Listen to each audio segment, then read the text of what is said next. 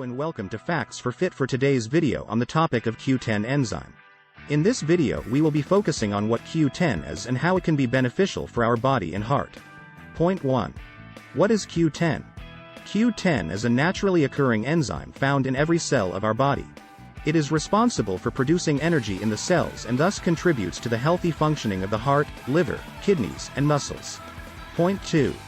How does it affect the heart? Q10 has a special effect on the heart as it helps to produce energy for the heart muscle. It also supports the health of the coronary vessels and can help to keep blood pressure in a normal range. Point 3.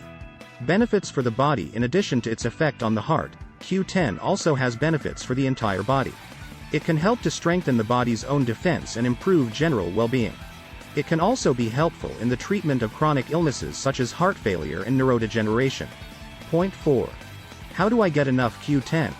Our body usually produces enough Q10, but the ability to produce it decreases with age.